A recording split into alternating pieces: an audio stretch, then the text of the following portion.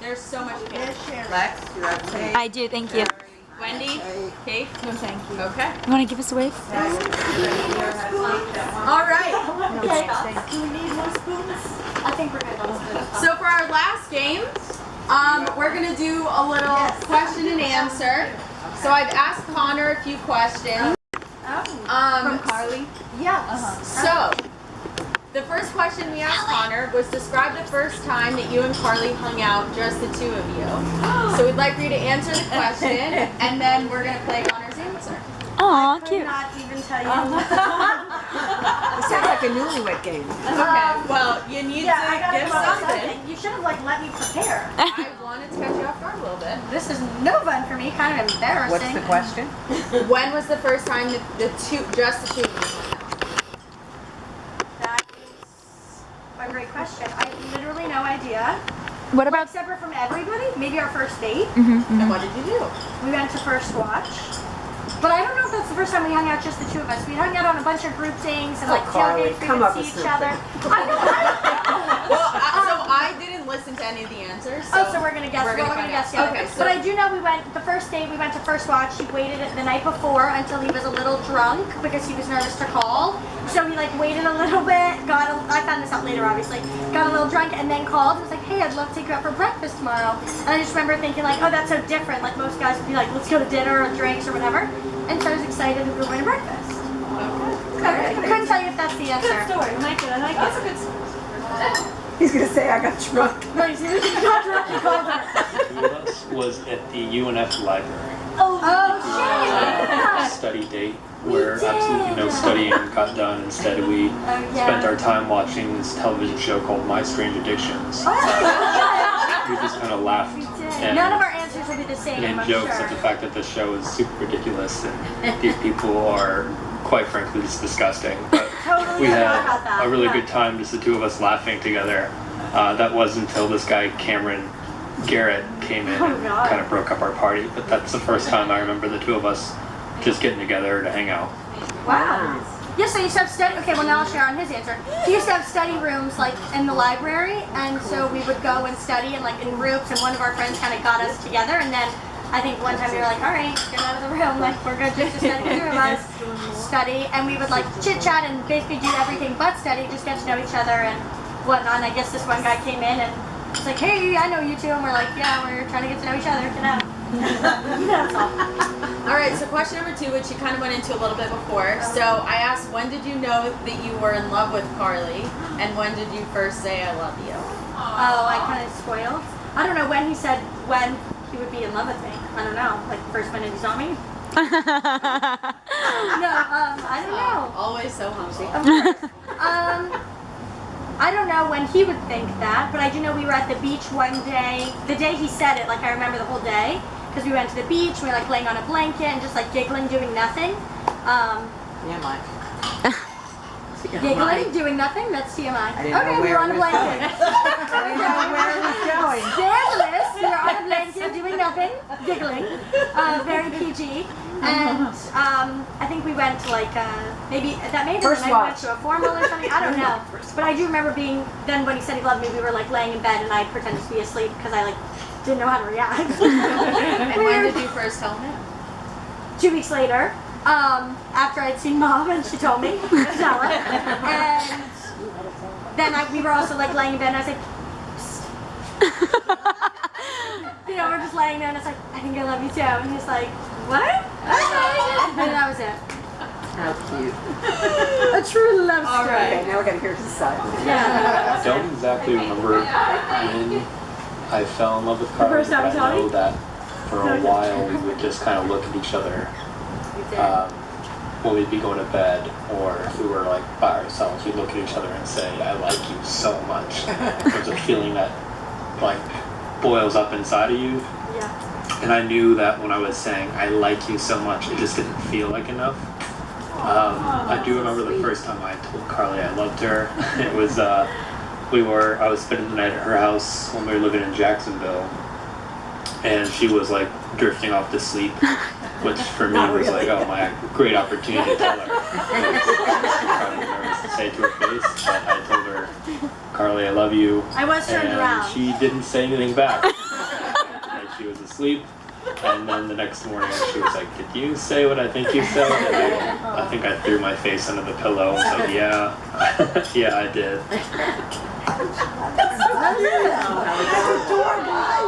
Okay, and I asked, I'd rather just hear his answer. when did you decide that you wanted to marry Carli? Well, do you know when you decided you wanted to marry Connor? No. Okay. No, I just loved him, and we had gone from, we had always said, like, when we were first dating, for like the first, I guess, portion of dating, and then, obviously everyone knows we kind of like broke up for a small bit there, but we'd always said, like, oh, we're not going to be long distance, we're not going to, like, that's not us, we're too, like, touchy all the time, affectionate, all that stuff, and so it was, like, never in the cards, and so I think part of when I was graduating, Connor wasn't sure where I was going and all that, and that kind of led to part of, like, nerves about were we gonna have to be long distance, and if so, like, that wasn't our relationship. So anyways, that led to that. But when I was actually ready to move, like a year or so later after we were dating and whatnot, I was saying, oh, I think I want to move out of Jacksonville, maybe move to DC and whatever, it wasn't really like a question. Connor was like, oh yeah, that sounds like fun, let's do it. And I just remember thinking, like, oh, that's pretty cool, he wants, like, move with me. And then we ended up having to do it. We ended up having to do long distance without knowing, really, while we were in DC and moving back to Florida. And it, like, again, wasn't really a question. It was kind of like, I guess that's the next phase. So, like, through all of those things, I think I just realized, like, some of these things aren't, like, questions that we're having to, like, come to. It was like, this is just what we have to do to make it work. And so it just kind of felt like we were, like, adding building blocks. So, I don't know. Mine weren't as romantic. When did I decide I wanted to marry Carli? I couldn't put a date on it, but I can definitely tell you He's like, I'm still debating. the feeling that I had when I knew I wanted to marry her. It's a feeling where when we're together and we're not doing anything or saying anything, but being in her presence, I get this overwhelming feeling of falling in love all over again. It's like the first time you really know that person you love. Don't mess this up. I still do when we're not doing anything. We're just sitting there being quiet or we're on a drive, not saying a word, and I couldn't be more content and happy. Our families are super important to the both of us, so I knew when I started to get close with Samantha and I started to, fall in love with her family, her mom and her dad, and she felt the same way about my brother and my mom and my dad. It's kind of like a no-brainer at that point. If I can be in complete silence and just be by her side and feel the happiest I've ever felt, then to me, marrying her was really the only option at that point. Applause. I told you he was more romantic. We all knew. We knew that. Okay, alright, so just to bring a little levity to the situation, I asked Connor, what are 3 things Carli does that drive you absolutely crazy? This is a classic sister answer. And he said it. He thought you knew all of them. Ooh, I definitely know one is, like, not picking up after myself. He always has to do that. Like, your pants over here, your shoes over here, I have to bring them in the room. That's, like, the only one. That's your only No, my driving is a flaw. What was the question? What are things that drive me nuts? What are 3 things Carli does that drive you absolutely crazy? Not letting him finish his story, driving, and not picking up after myself. Okay, that's it. Or talking over him. 3 Either things one. that drive me crazy, which Carli does. So the first one would have to be that when she gets home, she just sheds her items all over the house. Bag falls onto the couch, it's where it will stay. The shoes come off wherever they are, that's where they'll stay. Socks, whatever it might be. Her items just seem to find a home wherever they fall.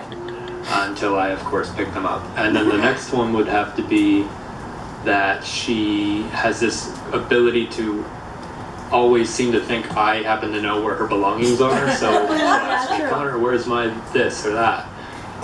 And it's a loaded question. I have no idea, but it's almost like she implies that I've somehow moved them, which is probably because her things just kind of fall where they may. And then the third one would be she loves to pick up a conversation with me when I'm in the bathroom. That's where I'm at, but all of a sudden she's searching for me, and I can hear her in the bathroom just searching for me, asking me questions or trying to have a conversation with me. I'm like, hey Carly, I'm in the bathroom. Very true. Okay, there are 3 more. What are 3 of Carly's best qualities? Oh, I can't answer that about myself. I think knowing you. What you probably think could. Monica Ooh.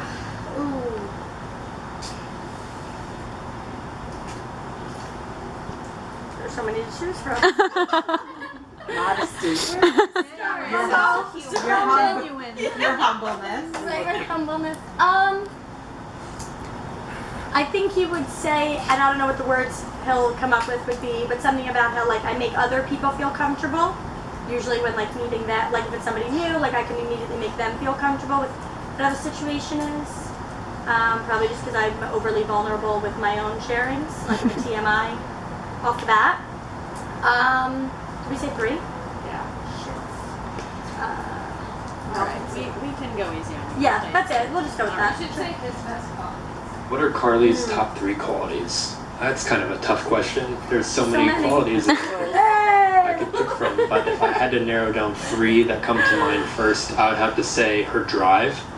So her career-wise, especially, she's just super motivated to get the job done, and that's definitely reinforced by the people she works with who get to see it and kind of give her that affirmation that yeah, she's doing an amazing job and she's kicking ass. So her drive is definitely one of the best qualities, but on a more personal note, I would say her affection. I've never ever a single time in our relationship ever doubted how much Carly loves me. She's the most physically and verbally and emotionally available person I've ever met. If I'm having a rough time or a bad day, she knows exactly how to make me feel better. She even simple like hand holds or back rubs or just letting me know that she's there. I've never met anyone quite like Carly who can soothe me with the kind of affection that she has, and I see it not just with me, but I see it with her family, I see it with my family. The love really just kind of pours out of her. She's extremely emotional in that way, and I'm so thankful for her. The last one that comes to mind would be her thoughtfulness. So many of her friends could probably attest to this, but Carly's always putting together care packages or sending friends notes and just dropping in to say hello. I've been there when we're shopping and she'll see something that she thinks someone will like and she'll pick it up. She's got a pen pal now in the UK who she sends US treats to, and it's just crazy. Like definitely something I strive to be better at in my life, and I really have a really good role model in Carly on that front. So those would be the top 3 for me. Very nice. Oh, so happy she got a job. Okay, I asked, what are you most looking forward to after you're married? So you can share what you're most looking forward to. I think Connor's going to say he's most excited for the wedding to be over, just simply so he doesn't have to hear about me planning or stressing about it. What are we looking forward to being married? I don't know. The other night Connor goes, I'm just really excited to start being your husband. Like I'm kind of tired of being your fiance. I'm ready to be married. And I thought that was very sweet. I don't know. What am I looking forward to? Not planning a wedding. Happy to have everybody there, of course. But ready to not have that. I'm ready for it to be here and get to celebrate, and then not have an event that I'm planning and just get to start living every day. The thing I'm most excited for after Carly and I get married, Honeymoon? well, the answer that everyone in the room who's listening to this probably wants to hear is babies. And I promise that that's part of it, if we're so lucky. But really, for me, the most exciting thing is just that I get to continue doing what we've been doing. For the last 8+ years, we've really built a life together. I'm so excited to continue growing as a couple. I'm excited to continue falling in love with her family. I'm excited for her to continue to fall in love with mine. As we kind of, we've just bought a house, we're moving along in our careers, everything's becoming much more stable, and I can see my future unfolding with her, and that is just so exciting. Every day I wake up and I feel blessed and lucky that I get to have her be by my side. I want a And divorce. I don't know what more I could ask for. I really do feel like the luckiest guy in the world. You've got a third. You know, so what am I looking forward to? Just continuing doing exactly what we've been doing. Thank you. I have to get a glass of water. I'm really done. Very good. Oh, geez. So cute. Yeah. All right, and the last question: what are 3 things that make you and Connor such a strong couple? Number 1 is communication. We overshare all the time, but also just to Connor's point, like when one of us is having a bad day, it's like not like we take it out on each other. It's very like, this is why I'm bothered, so I either want this or I don't want this, or leave me alone, give me attention. I feel like we're very vocal about that in when we're not doing well, and when we are doing well, we're like overly communicated about our emotions, how we feel, love, all that good stuff. So that's one. I think that makes us a strong couple. Sure. I think a huge part is like our families. Obviously, you've heard a lot of his answers are all about our families. I'm very close with mine. He's very close with his. And I think that like kind of brings into our relationship like our influences from our families. Communication. What are What 3 makes things us that us? I don't know. make you and Connor such a strong couple? Love. I don't know. We have an overwhelming amount of love for the other person and respect. So it's like we each appreciate what the other person brings and can fill in gaps when they don't, and I think it just is very open. Clearly not a word. 3 things that make Carly and I such a strong couple, I would have to say our communication, our trust, and our independence. Oh, So with that's a good one, communication, if something's bothering us or we've done something to hurt the other's feelings, then we're really good at kind of sharing that and breaking down the reasons why. And while we might bicker or argue or disagree, we're both very good at listening when it's time to listen or talking when it's time to talk, and kind of showing each other the respect that comes along with it. But more important than sharing when you're upset, You guys need to redo. sharing when you're happy and when you love the other person, which I think we both do to an obnoxious level. So, for example, I might pause a TV show and just tell Carly how much I fucking love her. I can't get enough of it. Or That's she gotta would do get the same bleeped, for I'm me. sorry. And even if it's in the middle of the show and we don't want to necessarily stop, it's like, well, I have to tell this to you now because I'm feeling it very much. I'm glad that our life isn't a reality TV show because it would just be sappy and disgusting Oh, it would like be that. wonderful. The next one would be trust. So Carly and I have never really had to doubt or worry where the other person's at, and that probably has a lot to do with the fact that we communicate really well. But for example, I was out of the country sailing for my bachelor trip. I didn't have a lot of connection, and when I did get connection, it's not like my phone was blown up with what's going on, where are you okay? You know, like, she trusts that I'm not going to do anything stupid, and the same goes for her. She went on her bachelor trip. I just trust that we're going to be okay, and we're going to respect each other and respect our boundaries and our time, which kind of leads into the independence piece, which is we're both very different people with very different interests, and we know that there's a time for us to kind of dive into those own unique individual interests and things when the time comes. Like, while she was away on her bachelorette, she wanted to be with her girlfriends, so like I'm gonna respect that and let her kind of do her thing. And when I want to go for a hike, which is certainly not the thing Carly wants to be doing in her free time, you know, she can kind of just let me do my thing, and we'll check in and tell each other we're okay, but we'll save the stories and everything else for later when we were actually together and spending that good quality time. But having that ability to kind of go and do your own thing, with the trust and communication that we have, it's never been an issue. So having our own lives and interests is important to our relationship. Here, here.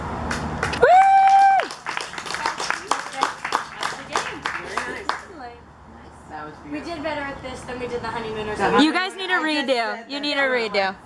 We played a honeymooners game at Ellen's one night after dinner, and I don't think Connor and I got a single like same answer. But We were on like totally different planets. About so everything. it was Samantha and Carly and Connor and Alexis and Jordan, me and my husband's mother and her sister. Oh god. They were the ones who won the game. They stole the show. Like everything they knew from every. But you everything two to got everything. every question right. Yeah, I don't think we got a single one right, but today we got a couple. Today you did good. Yeah.